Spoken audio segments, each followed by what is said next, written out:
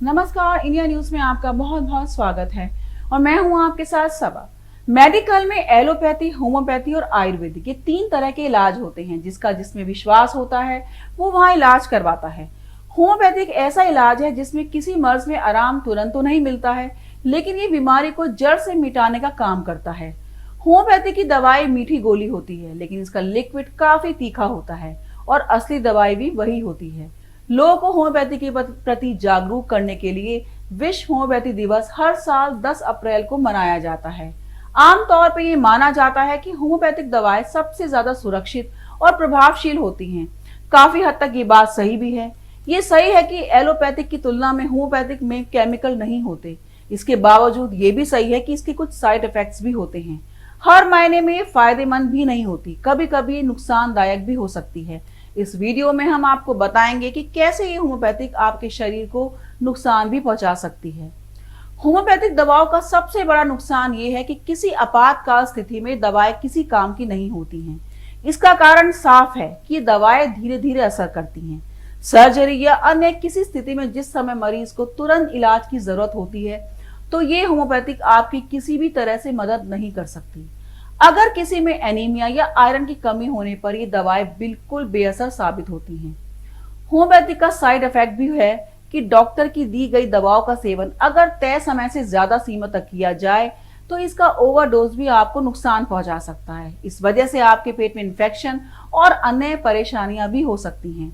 आज भारत इसमें world leader बना हुआ है। यहाँ होम्योपैथी डॉक्टर की संख्या ज्यादा है, तो होम्योपैथिक पर भरोसा करने वाले लोग भी हैं। होम्योपैथिक में इलाज लगभग सभी बीमारियों का है। पुरानी और असाध्य बीमारियों के लिए सबसे अच्छा इलाज माना जाता है।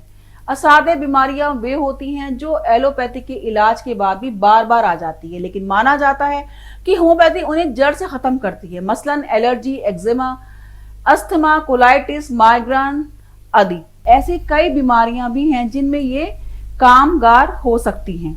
होम्योपैथिक कैंसर में आराम दे सकती है। हाँ, पूरी तरह ठीक करना मुश्किल है। शुगर, बीपी, थायराइड आदि के नए मामलों में यह काफी ज्यादा कारगर है। अगर किसी मर्ज का पुराना केस है तो उसे पूरी तरह ठीक करने में देरी होती है। होम्योपैथी इलाज के दौरान कई चीजों का परहेज करना चाहिए, जैसे लहसुन, प्याज खाने से बचना चाहिए। 10-15 साल पहले होम्योपैथी दवाई लिखने के बाद डॉक्टर यह ताकीद जरूर करते थे कि लहसुन, प्याज जैसी चीजें नहीं खाना है, लेकिन माना जाता था कि इसकी गंध से दवाई का असर कम हो जाएगा। लेकिन नए शोधों ने इस तरह की सोच को बदल दिया है। डॉक्टर इन चीजों को खाने की मनाही नहीं करते।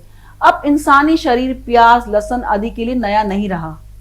होम्योपैथी की दवा खाने के दौरान जिस एक चीज की सख्त मनाही होती है वो है कॉफी। दरअसल कॉफी में कैफीन होती है। कैफीन होम्योपैथी दवा के असर को काफी कम कर देती है।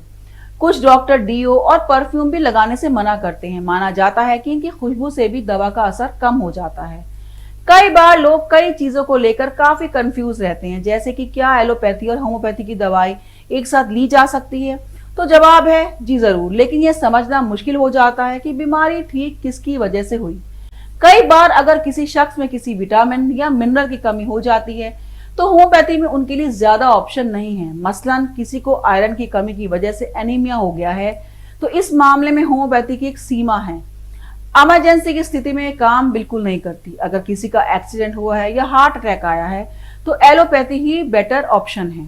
हाँ, जब इमरजेंसी की स्थिति खत्म हो जाए फिर स्थायी इलाज के लिए होम्योपैथी को शामिल कर सकते हैं। हर शख्स के ऊपर होम्योपैथी अलग अलग तरीके से काम करती है। ऐसा नहीं है कि एक दवाई अगर एक पर काम नहीं कर गई तो वही दवाई दूसरे पर भी काम करेगी। साथ ही इसका असर भी अलग अलग लोगों पर अलग अलग ही होता है। इसलिए लंबे समय से होम्योपैथी की दवाओं के उपयोग से फायदा ना हो तो एलोपैथी, आयुर्वेदिक या नेचुरोपैथी में देखना चाहिए। कई बार अगर मरीज का इतिहास ना पता हो तो भी इलाज करना मुश्किल हो जाता है। हम आपको ये भी बताते चलते हैं कि हर किसी पर होम्योपैथिक दवाएं उतनी असरकारी नहीं हैं। ये जरूरी नहीं है कि किसी एक शख्स को वो फायदा करे तो दूसरे को भी वो करे। आप भी अगर उनमें से एक हैं जो लंबे समय से होम्योपैथी का सेवन कर रहे हैं और आपको फायदा नहीं हो रहा है, तो आप भी किसी एलोपैथी या अन्य डॉक्टर की सलाह जरूर लें। इस बारे में आपकी क्या राय है, हमें कमेंट्स करके बताइए। इस वीडियो में इतना ही। अब हमें दीजिए इजाजत।